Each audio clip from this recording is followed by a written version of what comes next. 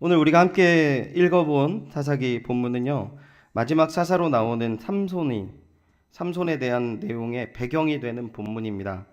오늘 본문에 나오는 입다를 제외한 소사사 세 사람의 모습을 간략하게 성경은 이야기하고 있고, 13장 1절 그 사사들이 통치한 이후 결과에 대해서 이렇게 표현하고 있습니다. 이스라엘 자손이 다시 여호와의 목전에 악을 행하였으므로 여호와께서 그들을 40년 동안 블레셋 사람의 손에 넘겨주시니라. 두 가지를 이야기하고 있습니다. 결국 이스라엘 자손은 다시 하나님 앞에서 악을 행했다, 이렇게 이야기하고요. 이스라엘 자손이 하나님 앞에서 악을 행하는 것은 배교, 즉 우상숭배를 이야기하는데, 그 결과가 무엇입니까? 40년 동안 블레셋 사람의 손에 고통당했다는 것입니다. 그리고 우리가 읽어보진 않았지만 13장 2절부터 쭉 살펴본 삼손의 출생에 관한 이야기가 시작이 됩니다. 조금 신경을 써서 우리가 한번 읽어보면은요, 13장을 다 읽어보아도 우리가 너무나 당연히 발견돼야 될 것이 나오지 않아요. 그게 어떤 거냐면, 이스라엘이 하나님 앞에 고통으로 인하여서 회심하고 기도하는 내용이 없다는 것이죠. 입다 6년, 입산 7년, 엘론 10년, 압돈 8년, 총 31년 그들이 통치한 이후에 그 이전과 다른 이스라엘의 모습을 찾아볼 수 있는 것이 바로 이것입니다. 그들은 어려움 가운데에서도 하나님을 찾지 않았다는 것이죠. 오늘 우리 신앙인들이 갖고 있는 가장 큰 문제가 무엇이냐면 바로 이 동일한 문제가 아닌가 생각이 듭니다. 어렵고 힘든데 기도하지 않는다는 거죠. 어렵고 힘든데 주님 앞에 애통하지 않고 주님 앞에 나아가지 않습니다. 왜 이렇게 되었을까요? 오늘 말씀을 통하여서 우리가 살펴보기를 바라는데요. 이 엎드림, 이 이스라엘 자손이 엎드리지 않은데요. 이 엎드림은 어려움 앞에, 해결할 수 없는 문제 앞에 주님 앞에 엎드려 기도하는 것은 이 믿음의 사람의 본능이라는 것입니다. 이 어떤 목사님께서 이 부분을 이렇게 구분하시더라고요. 믿음 있는 사람과 없는 사람의 차이. 절망의 문에 앞에 있을 때 사람들은 거기서 마음을 이제 마지막이니까 정리하십시오, 이렇게 결정을 내리는 거죠. 근데 믿음의 사람은 뭐 한다고요? 하나님 앞에 기도한다는 것이죠. 이게 가장 큰 차이래요. 그러니까 이게요, 본능입니다. 믿음의 사람들이 가지고 있는 본능은 바로 주님 앞에 엎드리는 거죠. 우리는 우리 한계 앞에 절망하지 않습니다. 우리의 믿음은 우리를 의지하는 것이 아니라 하나님을 의지하고 우리 하나님께 부르짖는 본능으로 주님을 의지하며 나아간다는 것이죠. 근데 왜 이 사람들이 부르짖지 않을까? 왜 우리는 부르짖지 않을까? 먼저 첫 번째 우리가 살펴볼 수 있는 것은 이스라엘은 하나님께 받은 은혜와 사랑을 너무 빨리 잊어버렸다는 것입니다. 이렇게도 생각이 들었습니다. 은혜를 압도하는 불만과 불평. 이게 큰 거죠. 이 7절을 보면은요, 입다가 가장 짧은 6년이라는 사사 기간을 지내고 죽게 됩니다. 이거는 이런 부분을 표현한다라고도 많이들 이야기를 하십니다. 하나님의 영광된 승리의 내용이 너무나도 짧게 사라진다라고 이렇게 표현을 하십니다. 그리고 8절을 보면은요, 그 뒤를 이어라고 해서 바로 베들레헴 사람 입산이라는 사람이 사사로 등장하게 되는데, 8절에 그 뒤를 이어라고 얘기하는 것은요, 우리가 생각해 볼 수 있는 이 사사기의 패턴을 완전히 바꾸어 버리는 내용이라는 것이죠. 왜냐하면 사사가 언제 나옵니까? 언제 나오죠? 어렵고 힘들 때, 하나님 앞에 부르짖을 때 하나님이 불러주시고 세워주시는 구원자라는 것입니다. 그런데 입다가 죽자마자 그 뒤를 이어서 구원할 대상이 없는데 이 사람이 나온 거예요. 그러니까 이제 사사직이라는 것이 하나님이 베푸시는 그 구원에 대한 그 유일한 길이 아니라 인간들의 마음의 평화를 위해서 인간 스스로 만들어내진 이제 항존직으로 되어버린 것이죠. 이제 그들이 적과 꿀이 흐르는 땅에서 하나님 앞에 하나님의 율법을 지키고 하나님을 의지하면서 나아가야 되는데, 이 한 300년 넘어가는 기간 동안에 이 사사라는 직분이 특별하다는 걸 느껴지니까 이 사람들이 뭘 해버려요? 인위적으로 사사를 만들어버리는 현상이 나왔다는 것입니다. 그러니까 어떻게 됩니까? 하나님께서 우리에게 오늘도 늘 풍성한 은혜와 사랑을 베푸시지만 우리가 그 사랑을 누리고 그 붙들고 나아가는 것보다 우리 눈에 보이고 귀에 들리는 은혜를 만들어가기 시작하는 것이죠. 그리고 생각해 보면은요, 어릴 때 우리 그 주일과 주말에 이제 저희는 토요일도 중고등부 모임이 있었는데 너무 자연스럽게 이런 대화가 있었던 것 같아요. 그냥 그 고등부 누나 형들이 오늘 이번 주간에 있었던 하나님 부어주신 은혜들을 나누는 그냥 대화가 그랬어요. 오늘 이번 주간에는 뭐 이런 일이 있었는데 하나님께서 이렇게 나를 좀 붙들어 주셨어. 너무 감사해. 이런 얘기가 너무 당연하게 이제 좀 교제 때 나왔거든요. 근데 요즘은 그런 부분에 대해서 어떤지 모르겠습니다.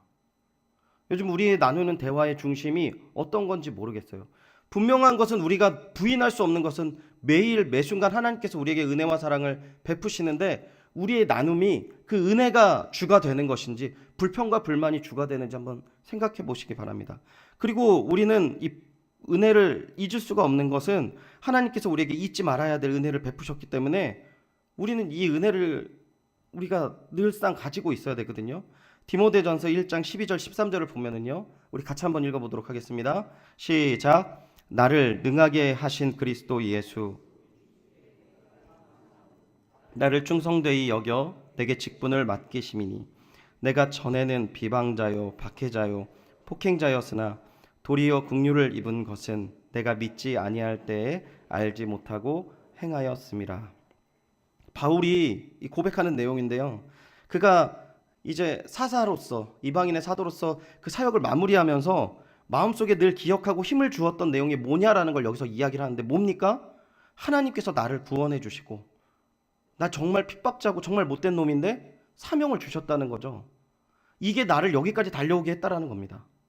예수 그리스도께서 우리를 위해 십자가에 못 박혀 돌아가시고 그 피 가운데 우리의 모든 죄를 사하여 주시고 부활하셔서 우리가 소망을 받았을 뿐 아니라 주님께서 동역자로 우리를 세워주셔서 사명 주셨는데, 그러니까 우리의 입술 가운데 이미 우리가 차고 넘치는 은혜와 사랑을 받았다는 것이 성경이 이야기하는 것이라는 거죠.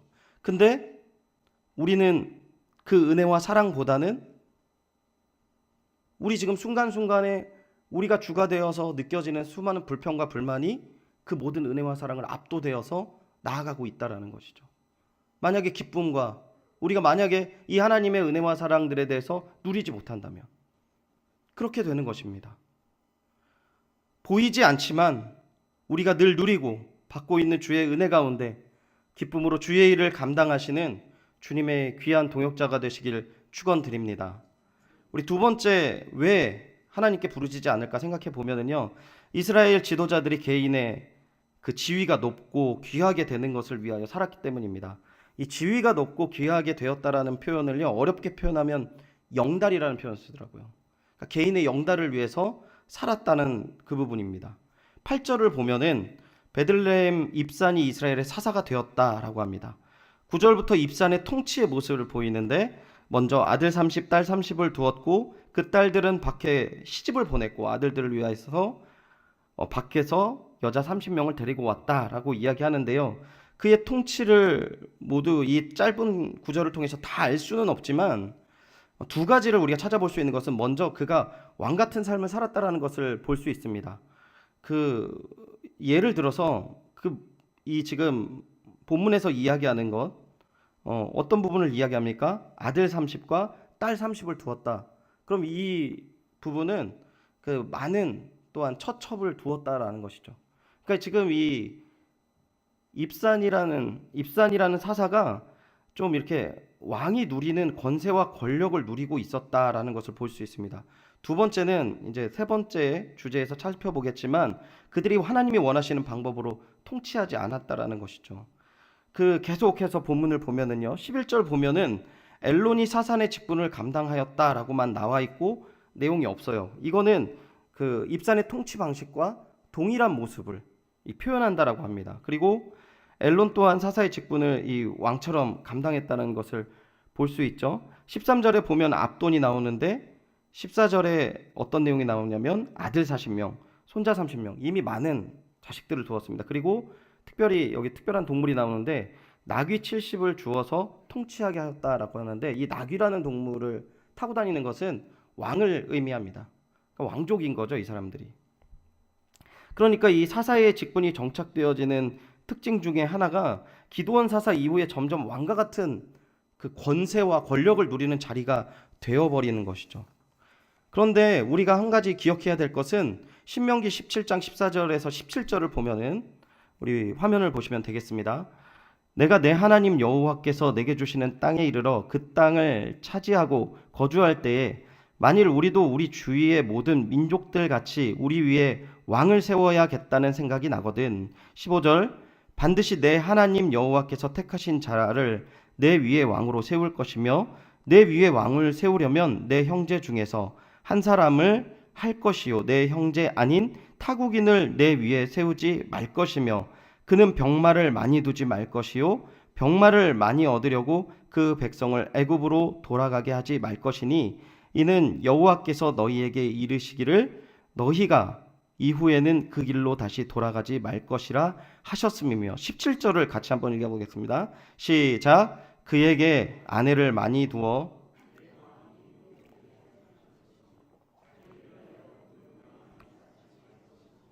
아멘.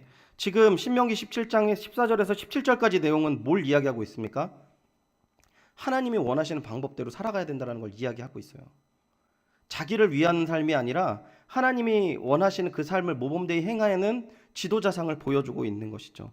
그런데 하나님 뜻과 멀어지는 모습을 성경에서 너무나도 많이 이야기합니다. 이 부분에 대해서 우리가 모두 다 도전되는 부분이 있는데요. 왜 우리가 하나님께서 원하시는 것이 아닌 내가 원하는 것을 찾는가?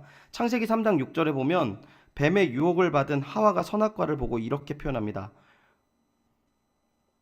여자가 그 나무를 본즉 먹음직도 하고 보암직도 하고 지혜롭게 할 만큼 탐스럽기도 한 나무인지라 이렇게 표현을 하거든요. 여기에서 먹음직도 하고라고 해서 번역된 말은 히브리어로 이 표현이 어떤 표현이냐면 먹기에 선하다라는 것입니다. 선악과를 봤을 때 이 하와가 이미 어떤 마음을 선악과를 먹기 전에 어떤 마음이 생겼냐면 딱 그 선악과를 보자마자 이 뱀의 유혹을 받고 선악과를 보자마자 저건 먹기에 너무나도 선한데? 라는 생각을 한다는 거죠. 하나님께서 분명히 먹지 말라고 했는데 이미 스스로 판단했어요. 저거는 먹어도 선하구나. 이게 무엇인지 아십니까? 우리 믿음의 사람들은 하나님의 판단 앞에 하나님의 뜻을 쫓아 나아가야 되는데 하나님 안에서 하나님 믿음의 사람이라고 하면서 내 판단대로 간다는 것이죠. 내가 선과 악을 판단하는 겁니다. 내 뜻이 앞서서 모든 것들을 결정하는 거죠. 내가 옳은 대로 결정하는 거죠. 그래서 이 개인의 영달의 시작, 자기가 높아지고 권세를 요구하고 있는 모든 부분의 시작은 내 입장에서 좋은 것을 선택하는 문제에서 시작이 되는 것입니다. 사무엘상 15장 22절을 보면 그러한 부분에서 하나님께서 분명하게 이야기하십니다. 사무엘이 이르되 여호와께서 번제와 다른 제사를 그의 목소리를 청종하는 것을 좋아하심같이 좋아하시겠나이까. 순종이 제사보다 낫고 듣는 것이 순양의 기름보다 나으니. 개인의 영달이 하나님께서 기뻐하실 뿐만 아니라 결국은 하나님께서 그를 떠난다라고 성경은 이야기하고 있습니다. 사무엘상 15장에 보면 하나님께서 그를 떠났다라고 분명하게 이야기를 하거든요. 이 하나님 나라를 바라보면서 우리가 무엇을 갖고 있어야 된다라는 것은 무엇이냐면 하나님의 뜻이 우리의 모든 생각보다 앞서야 된다라는 것입니다.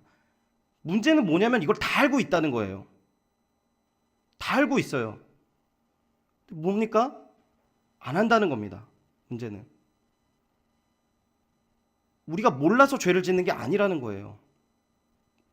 우리 가운데 늘 뱀의 유혹같이 사단이 우리를 유혹하고 미혹하고 넘어뜨리고 쓰러지고 끌고 가고 있는데 너무 놀라운 사실은 우리가 늘 그걸 안다는 거예요. 이 판단에서 하나님이 기뻐하시는 판단, 기뻐하시지 않는 판단을 한다는 거죠.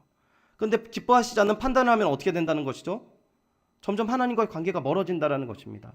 왜 무릎을 꿇지 않습니까? 점점 하나님과 소통이 되지 않으니까 기도가 무용해지는 거죠. 기도의 자리가 너무나도 어색한 거죠. 청년들을 가르치면은요, 어느 날 이런 질문하는 친구들이 너무 많아요.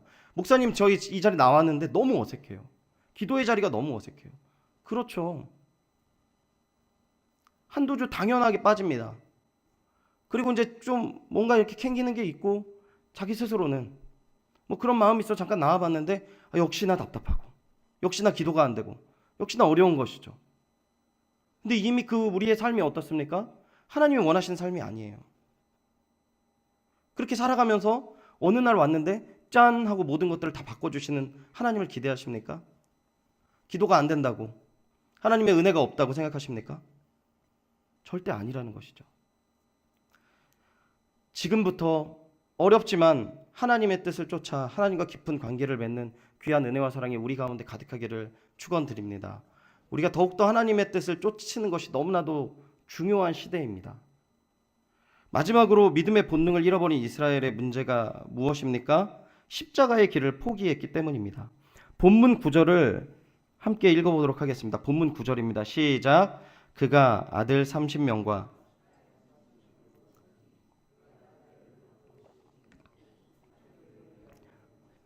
여자 30명을 데려왔더라. 그가 이스라엘의 사사가 된 지 7년이라. 아멘. 여기서 두 번 쓰인 단어가 있어요. 밖이라는 단어입니다.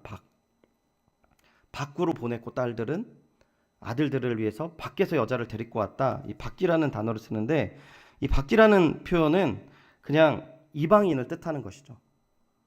자기 딸들은 이방인들에게 시집 보냈고 자기 아들들은 이방인들을 데리고 와서 여자를 데리고 와서 결혼했다라는 것이죠. 이거는 그 정략 결혼을 이야기하는 겁니다. 서로 하나가 되자는 거죠. 창세기 34장에 보면은 야곱이 세겜성에서 살 때에 그 딸 디나가 하몰의 아들 세겜 추장에게 강간을 당합니다. 근데 이 세겜이 그 야곱의 딸 디나를 잊지 못해서 아버지 하몰에게 그 야곱의 딸과 결혼을 하게 해달라고 막 조른 거죠. 그래서 하몰이 이 모든 것들을 받아들이고 이제 야곱에게 제안하는 말이 있어요.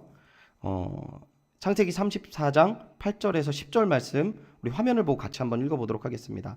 시작. 하몰이 그들에게 이르되 내 아들 세겜이 마음으로 너희 딸을 연연하여 원하건대 그를 세겜에게 주어 아내로 삼게 하라.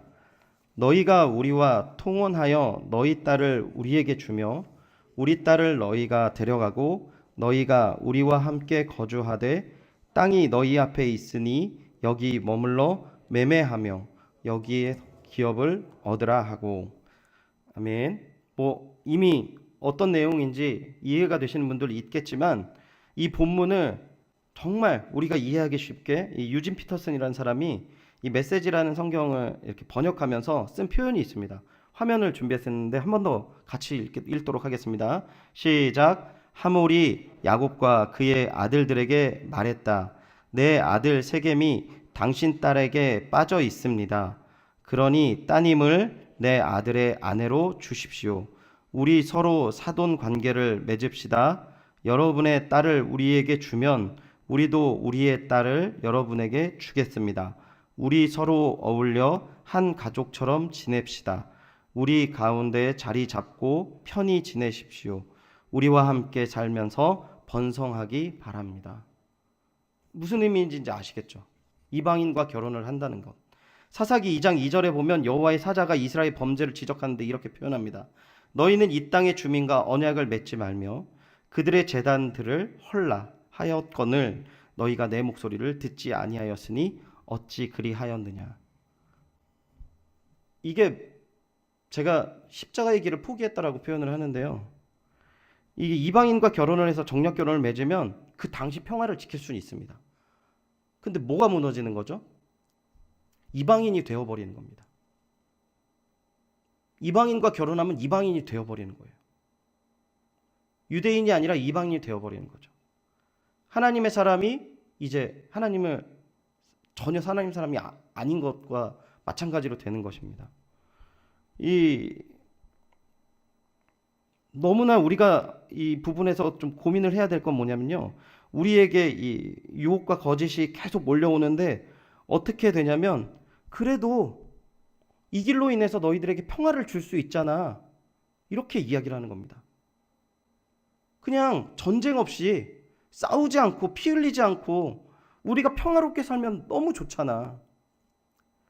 가끔씩 집안에서 이 신앙관을 가지고 많이 싸우지 않습니까? 그러면 그 싸움이요 막 치다르면 뭐라 그러냐면 가정의 평화를 위해서 이야기하지 맙시다 이렇게 넘어갑니다. 단적으로 얘기를 하면은요. 근데 넘어가도 되는 문제가 있지만 넘어가면 안 되는 문제가 있어요. 여러분 자녀가 이단에 갔다고 생각해 보십시오. 그거 어떻게 생각하세요? 그거를 감당하실 수 있겠습니까? 버리실 수 있겠어요? 어느 날 집에 왔는데 아내도 없어지고 자식도 없어졌습니다. 어떻게 하시겠어요 그러면? 가정의 평화를 위해서 우리도 갑니까? 그럴 수 없는 거잖아요. 근데 우리가 이런 부분에 대해서 넘어지고 쓰러지고 유혹받으니까 점점 이게 무너지는 겁니다. 에베소서 3장에 보면은요, 바울이 이방인과 유대인의 하나됨을 어떻게 표현하냐면 교회 안에서 하나되는 것을 이야기합니다. 복음으로 너희가 하나님의 자녀되고 상속자가 되었다. 우리가 복음 안에서 충분히 하나가 될 수는 있는데 중요한 것은 복음 안에서 하나가 되는 것이지 우리 개인의 평화를 위해서 우리 생각에 보기 좋게 포기하는 것이 아니라는 것이에요. 십자가의 길이 있었고 다른 길도 있었잖아요. 예수님께서 그래서 그 문제를 가지고 하나님께 기도하지 않았습니까? 근데 하나님 대답이 없었을 때 예수님께서 십자가의 길을 가십니다. 근데 예수님께서 왜 그 기도를 했겠습니까? 십자가의 길이 쉽지 않았기 때문에 가는 것입니다. 우리가 이 부분에 대해서 너무 쉽게 제가 말씀드릴 수가 없어요. 저도 얼마 전에 한 기사를 봤는데 어떤 교단에서 한 교회를 매각했습니다. 그런데 이 교회를 매각한 곳이 뭐냐면 이단이었다는 거죠. 근데 이 이단의 이 교회를 매각한 이유가 다른 매각처가 있었는데 돈 몇 억을 더 준다는 거예요. 그리고 이 관련된 모든 사람들한테 뭐라고 얘기했냐면 이야기하지 마 이렇게 얘기했습니다. 문건이 아예 나와버렸어요. 이야기하지 말 것 이렇게 나왔어요. 여러분 근데 그게 지켜질 수 있습니까? 그때 당시에는 이렇게 이야기해요. 그 돈으로 어려운 교회 도울 수 있고 이 교회 지은 교회도 그 어려움 모두 다 더 풍족하게 해결할 수 있고 어려운 사람은 더 도울 수 있고 이 논리라니까요. 근데 뭡니까? 돈이라는 편한 길을 쫓아가는 거죠. 돈이라는 것에 대한 그 유익을 찾아가는 거죠. 근데 이게 너무 어렵기 때문에 저는 쉽게 비난하거나 이러고 싶진 않아요. 그리고 더 중요한 것은 이 부분보다도 이분들이 너무나도 놀라운 것은 이 부분에 대해서 알고 있어요. 잘못됐다라는 걸. 그러니까 이 부분에 대해서는 함구하자 이런 문건이 나온 겁니다. 이게 분명히 진리가 아닌데 알고 있으면서 이 결단을 내리는 거죠. 그런데 예수님께서 부활하신 사건을 있었던 그 당시에 이스라엘 종교 지도자들이 그 문제를 어떻게 해결합니까? 엎드려서 회개해야 되는 자리에서 어떻게 해결하죠? 군병들에게 돈을 줘서 뭐를 합니까? 제자들이 시체를 훔쳐갔다. 이렇게 이야기를 한다는 겁니다.